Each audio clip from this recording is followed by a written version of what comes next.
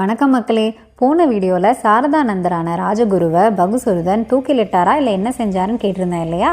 அதுக்கான விடை, பகுசுருதன் தீர விசாரித்து முடிவெடுக்கும் மந்திரி. அதனால உண்மை தெரிகிற வர சாரதானந்தரை தான் வீட்லேயே யாருக்கும் தெரியாமல் அடைக்கலம் கொடுத்து வச்சிருந்தாரு. ஒரு நாள் ராஜாவோட பையனான ஜெயபாலன் யார் சொல்லியும் கேட்காம பல தடங்களை மீறி வேட்டையாட காட்டுக்கு போறாரு. அங்கே அவர் ஒரு புள்ளிமானை பார்க்குறாரு. அதன் பின்னாடியே அதை வேட்டையாட சென்ற ஜெயபாலன் மானையும் விட்டுறாரு, தான் கூட வந்த படைகளையும் விட்டுறாரு. இந்த சமயத்துல அவரை நோக்கி ஒரு புலி வருது. பயந்து போன ஜெயபாலன் ஒரு மரத்து மேல ஏறுறாரு. ஆனா அந்த மர உச்சியிலையோ கரடி இருக்கு. மரத்தடியில புலி, மரத்துக்கு மேல கரடி, என்ன செய்யறதுன்னு தெரியாம ஜெயபாலன் குழம்பி போயிட்டாரு. அந்த சமயத்துல கரடி பேசுது, தம்பி, நீ என்கிட்ட அடைக்கலம் கேட்டு வந்திருக்க, அதனால நான் உன்னை எதுவும் செய்ய மாட்டேன், நீ மேலே ஏறி வா அப்படின்னு சொல்லுது அந்த கரடி. ஜெயபாலனுக்கு ஒரே பயம், கரடி திடீர்னு நம்மளை சாப்பிட்ருச்சுன்னா அப்படின்னு யோசிக்கிறான்.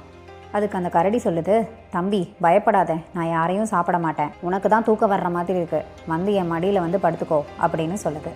புலிக்கு கரடியே பரவாயில்லன்னு கரடி மடியில் போய் படுத்து தூங்குறாரு ஜெயபாலன். கொஞ்ச நேரம் கழிச்சு கரடி சொல்லுது, தம்பி எனக்கும் தூக்கம் வருது, நான் போய் தூங்குறேன், நீ முழிச்சிருந்து என்ன பார்த்துக்கோ அப்படின்னு சொல்லுது.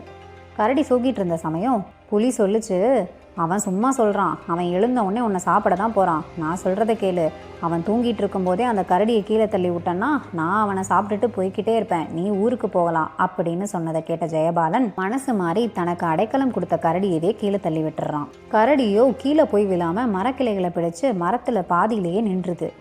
கோபம் வந்த கரடி ஜெயபாலனுக்கு சாபம் விடுது, உன்னை நம்பி வந்தவங்கள இப்படியா நம்பிக்கை துரோகம் செய்வ, நீ இன்னும் பித்து பிடித்து தான் அலைவ, உன் வாயிலிருந்து சசேமிரா சசேமிரான்ற வார்த்தையை மட்டும்தான் சொல்லுவ அப்படின்னு சாபம் விட்டுருது. ஜெயபாலனோ பைத்தியம் பிடிச்சவ மாதிரி சசேமிரா சசேமிரான்னு சொல்லிட்டு ஊருக்குள்ளே போகிறான்.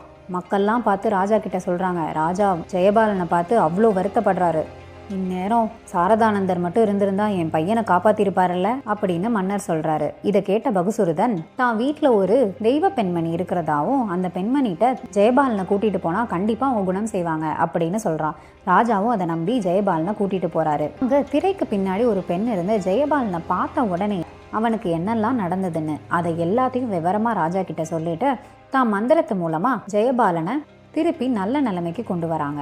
மன்னருக்கு ஒரே ஆச்சரியம், நீங்க பார்க்கவே இல்லாத ஒரு நிகழ்ச்சியை எப்படி நீங்க சரியா சொல்றீங்க அப்படின்னு சொல்லி கேட்டு அந்த திரையை விளக்குறாரு. உள்ள சாரதானந்தர் இருந்தாரு. ஆனா நான் அதிக அளவுல தியானம் செய்யறதுனால எந்த விஷயங்களா இருந்தாலும் அதை என் ஞான திருஷ்டியில பாத்துருவேன், அதே போலதான் ராணிக்கு இங்க மச்சம் இருந்ததுன்றதையும் என் ஞான திருஷ்டியில பார்த்து சொன்னேன் அப்படின்னு சொன்னதும் தன் தவறான தீர்ப்பை எண்ணி ரொம்ப வருந்தினாரு. அதே சமயத்துல ஜெயபாலன் நல்ல நிலைமைக்கு வந்ததை எண்ணி ரொம்ப சந்தோஷமாவும் இருந்தாரு.